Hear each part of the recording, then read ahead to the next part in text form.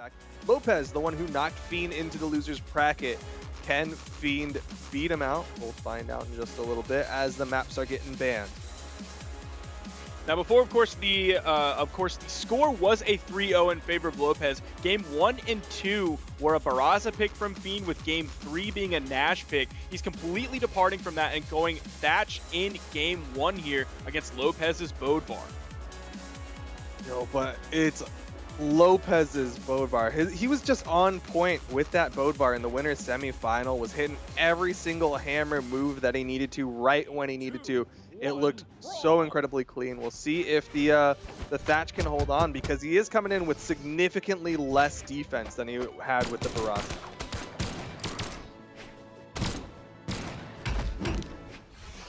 I think Twitch chat was commenting on what TK said earlier about the S2 looking like a heart and it not being S2 for Season 2.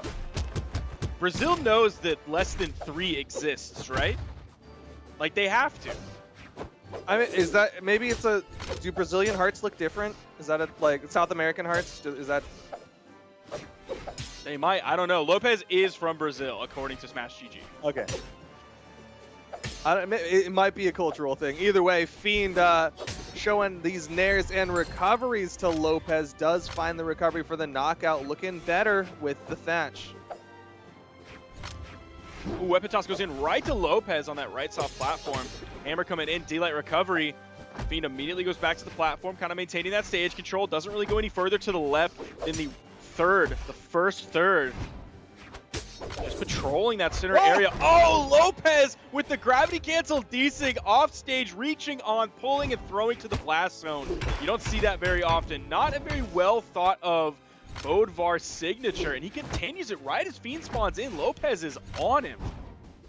Yeah, what a huge burst of hammer damage coming out from Lopez on the respawn of Fiend.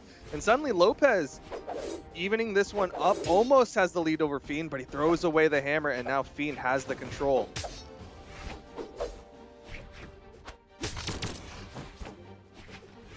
Now maybe a little bit more focused on stripping the board than he was previously. Dare comes out, goes for the grounded side air, neutral light. Goes immediately for the recovery, he gets punished. You have to be careful sometimes if you get a little bit too liberal when throwing out that recovery. It can be punished for all of those active frames that you're stuck in it. I think he actually goofed up the inputs on that DLDR where he did a turnaround recovery instead of just a straightforward recovery. And that might have been the reason why Lopez was able to get around it and get a punish. Fiend still able to get that stock off, but we've seen what Lopez can do with that hammer. Could easily finish this off if that down sig connected. You saw him go for that down signature again. He hit it last time. It would have actually put Fiend in a kind of a bad spot because he's orange. There's actually a lot of force on that sig, but it's also very slow. And you saw Fiend was immediately there to punish it, knew where the spacing was and knew the timing. That is going to be that stock. And it's final stocks for both Fiend and Lopez here in Game 1. Lopez about 100, maybe 120 damage behind Fiend. But if he can control the weapons for long enough, the Silight's going to be the weapon. He's able to get back in on it.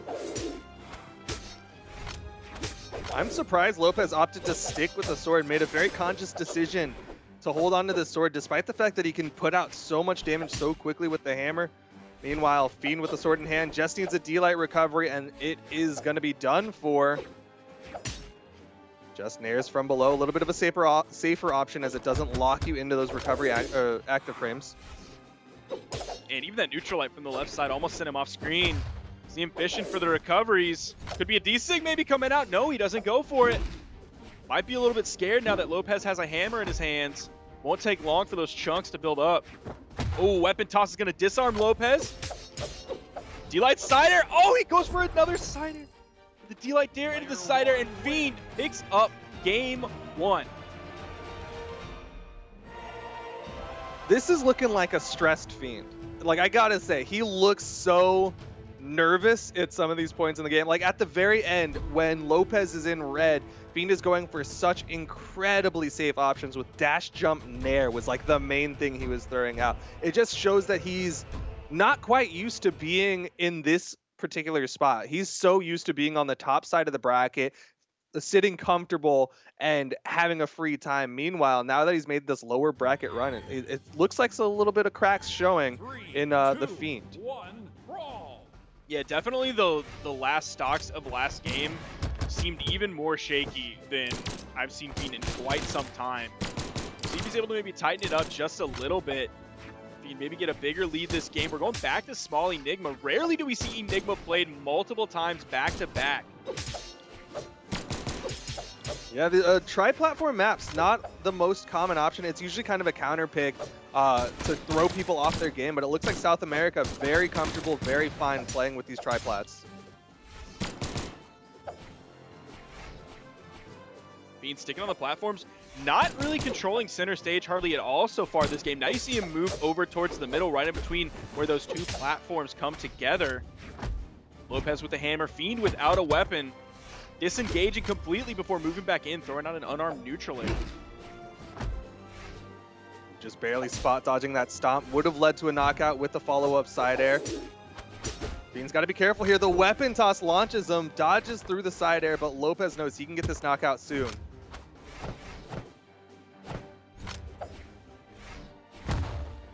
Oh! Grabs the down heavy, breakdancing onto Fiend. Lopez with a lead. Gonna have weapon control. All that Fiend has found so far is an unarmed down air. Not gonna really even reposition Lopez too much. The side air will, though, almost sitting him off the screen. Weapon toss comes out. Fiend looking for the unarmed edge guard. The recovery, even from down low, KOs off the top. Fiend has his choice of weapons, and he can gain map control very quickly with the weapon advantage. That was a nice mix-up on the edge guard. Oh, goes in with the down signature, getting the juggles again. Oh! 3 nairs in a row onto Lopez. Those are going to add up to some solid damage being put out, and Lopez still being denied weapons. And they added up to almost exactly 100 damage. From the start of that stock to the end of that string, Lopez went from white to orange. So that is great damage that Fiend found very quickly. Ground pound, Oh! that should be the stock. Weapon toss just in case, and Fiend now looking much more confident now that he's got this stock advantage.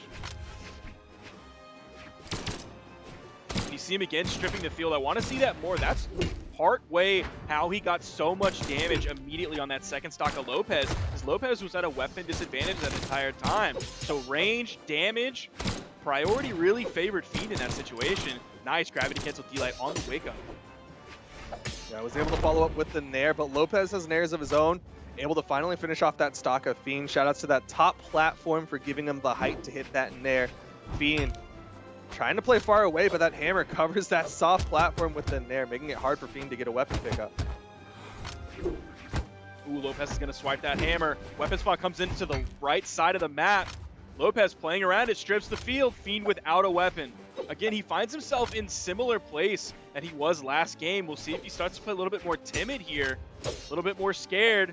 Lopez finding more hits, adding up this damage, getting close to evening this game up. Fiend is not finding any hits onto Lopez. Finally gets it down there, but that's not much. The recovery almost does it. You can tell Lopez was mashing that dodge button, trying to halt all of the momentum, launching him upwards. Yo, Lopez can still do this, though. Just needs a couple of hammer hits. in his hand. That's going to be very scary. You see him trying to juggle with the neutral air. Side stick comes out. Maybe a little bit too greedy there. Fiend's not able to punish properly. The neutral stick came out, but Lopez was behind him. D-Light recovery will take him off the top. And Fiend now up 2-0 in the set.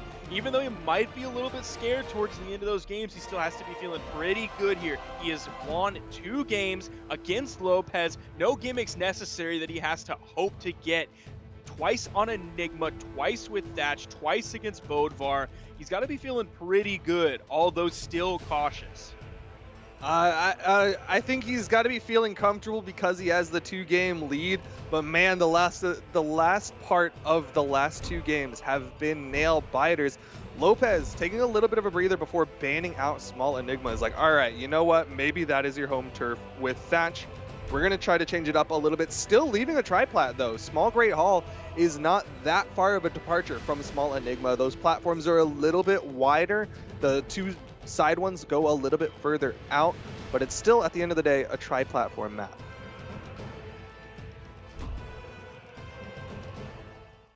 We're going to small mammoth. 3 platforms is too many. All we're going to get is 1 soft platform, but at least it moves around, so it lands in 3 different spots. So it's almost like a tri-platform map. 3, 2, 1, brawl! I doubt that they think of it that way at the very least. It's not a tri-platform map. Definitely not. Weapon spawn does go in favor of Lopez, but like we said earlier, Fiend, known for his unarmed play. Of course, an incredibly talented unarmed player, avoids the ground pound, giving full respect, doesn't even try to challenge, try to punish with a down air. Instead, it's like, all right, I'm going to just take stage control. Lopez did a great job dodging through the cannonballs that came out from Fiend. Fiend is zoning him out, has the lead. Nice dare, see if Lopez can find any juggle opportunity. Gets the D-Light like halfway off the stage and still finds the side air after.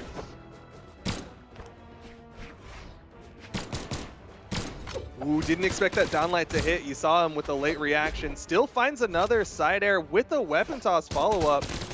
Down air could be the stock. Oh, Fiend gonna give up the ground pound opportunity.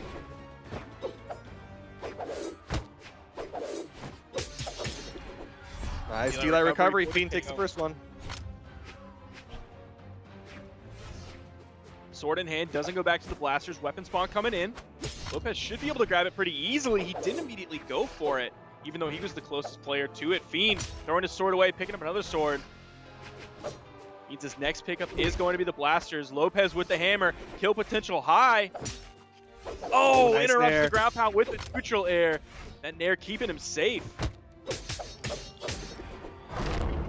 But the 3-piece from Lopez will take the stock off of Fiend. Downlight, down air into the recovery. Wants to get a little bit more optimization with extra damage, and Lopez stripping the board, denying any weapon pickups.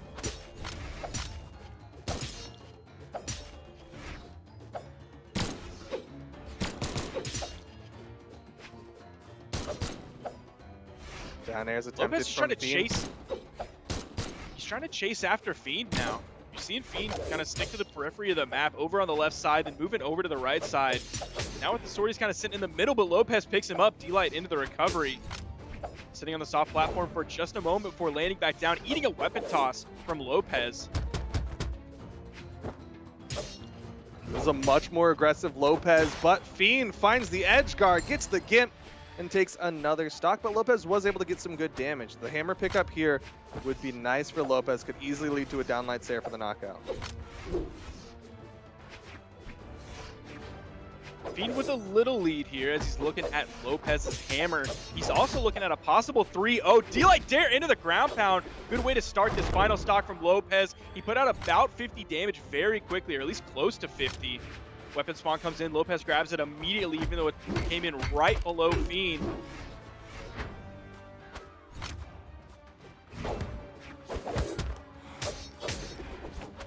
Again, Lopez denying weapons, even using the weapon toss to maintain that pressure while also giving himself the opportunity to steal the weapon spawn. Throwing it away, yep, and sticking with the hammer this time. Trying to stay right underneath Fiend. You're seeing those really short dash jumps coming out as he moves along. Fiend was kind of sticking in the air, so he wanted to just kind of probe in the air with the neutral airs. He's still continuing to do that. Side light into the neutral light has really good damage on the Fiend. Lopez here in the lead, despite Fiend being the first one to take the second stock away. Now Fiend just stuck on that side. Fortunately, the soft platform is there, so Fiend can get his feet back down onto a stage. Spot dodges inside of the side air, gets a good punish for the downlight side air, but the side airs from Lopez might be too much. No, Fiend with the movement around all of it. The angle that Lopez's side air hit Fiend bounced him off the platform, and I am very sure that that saved him from dying, and then the D-Light side air drops. Fiend finds the recovery for the KO off the top, takes the 3-0. That's heartbreaking, but great capitalization from Fiend. Lopez was so close to getting that game, but Fiend was able to steal it away with the recovery and take it 3-0 like you said, and that means Fiend is going into the grand finals. The dream is alive. Fiend is making the run. Can Fiend take out Wesley though? It is gonna be loser's run, so he has to beat Wesley in a best of 5, and then of course Wesley then goes down to the losers bracket for a second and final best of 5. Fiend now has to try to do all of that with this Thatch in hand. On the other side, Wesley coming in with the Hattori. Actually, no, Fiend's on the Finn. There's just one thing I want to quickly say about the end of that game. You might just call it a Fiend victory, but I'm going to call it a series of unfortunate events. Lopez's series of unfortunate events. What a tough, heartbreaking loss towards the end. The side air probably would have knocked out, but it bounced off the main platform. Then the D-Light side air doesn't hit, and then Fiend immediately finds the Blaster's recovery. That is